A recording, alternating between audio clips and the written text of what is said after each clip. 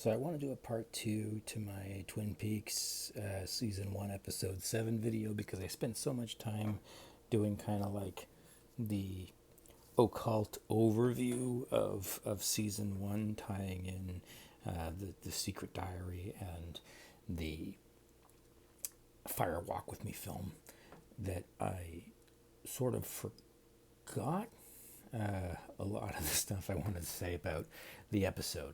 So when I left off, what for you will be yesterday, I was talking about Judy, how Judy pops up through season 1, and if Judy is Babylon, then we have these ideas of whoredom and how the double R Mart, or what will later become Norma's double R, will almost become Norma's double R. It's sort of a PG brothel selling cherry pie and black coffee, and the black coffee reminded us of Blackie, who's the den mother at One-Eyed Jack's, and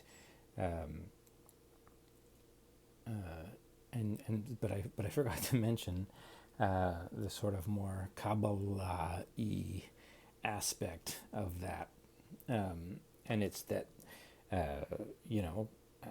Kether Chokma Bina. I showed it to you a few times in the other video.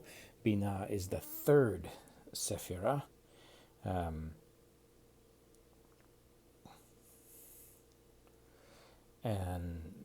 And when you go through the grades, you start at 10 and you work your way up 10, 9, 8, 7, 6, 5, 4, 3. So 1, 2, 3, 4, 5, 6, 7, 8. And so the master of the temple, who's the initiate in Binah, is a 8 equals 3. That's what they call that grade. So 8s and 3s, for the purpose of this, I'm going to say are related to Binah. And there are 3s all over the place in very important moments. There's a 3 on very prominently on the side of the building of the mill where the fire starts.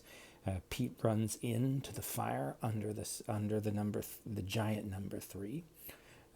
That's important, obviously, because the mill has been linchpin B story the whole season, and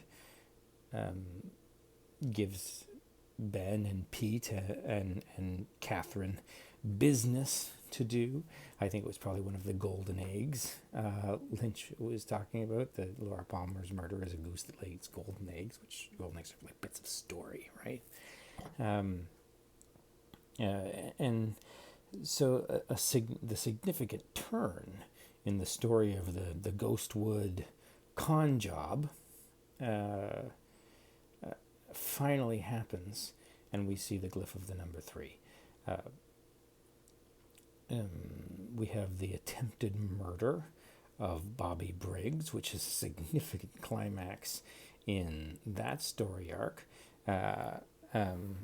happening simultaneously to the attempted murder of Shelley Johnson, both by Leo Johnson, and Leo Johnson will get shotted by Hank, and the TV is playing Invitation to Love, and if you look closely at the dial switch, you can see they're watching Channel 3.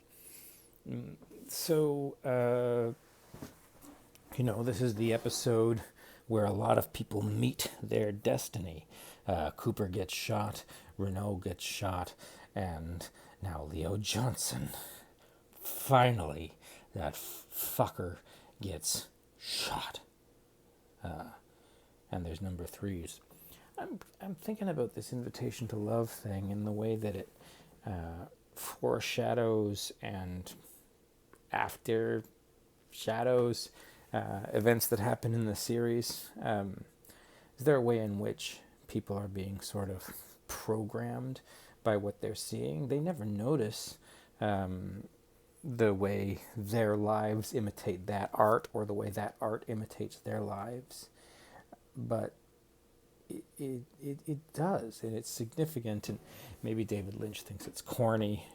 He's unhappy with the way that it's used. But are we seeing in this relationship between between our reality, the reality of Twin Peaks, and the reality of what's happening on their TV?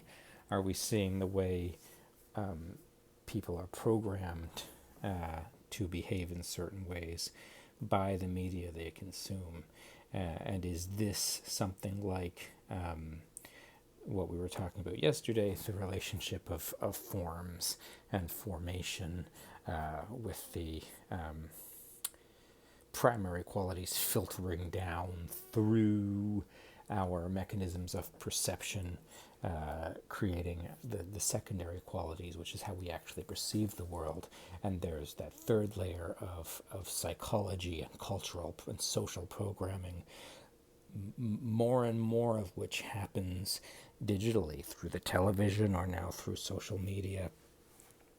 Reality is filtered through ever thickening meta layers of interpretation, ever thickening layers of social interpretation.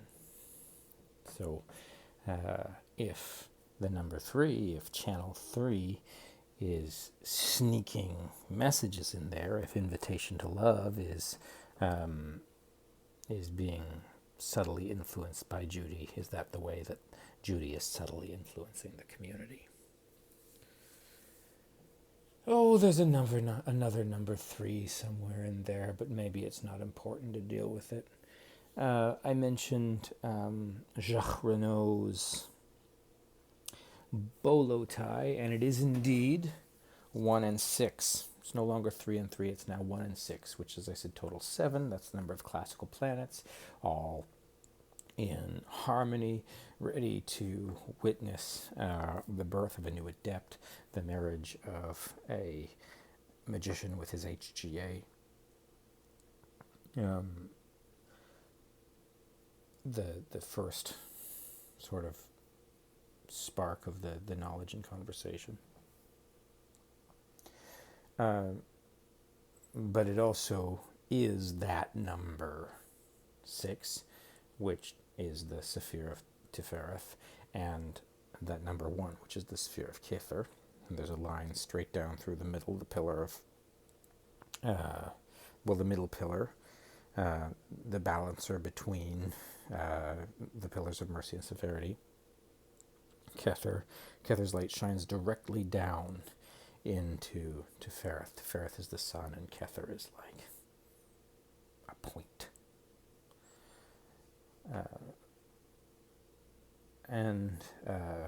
Kether is white, and Tifereth is gold. And the representative of the supernals guiding the aspirant up into what we called yesterday the management position in Tifereth.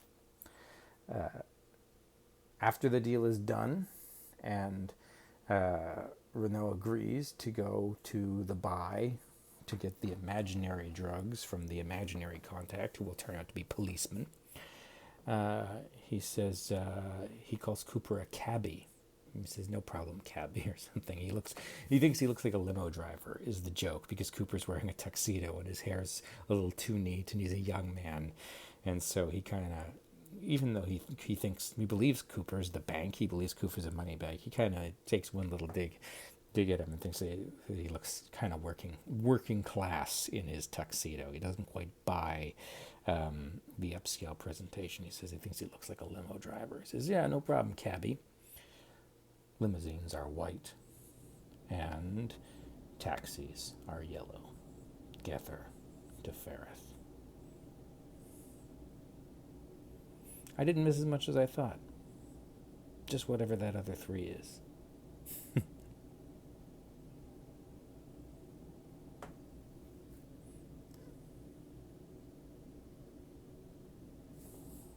Have a good weekend.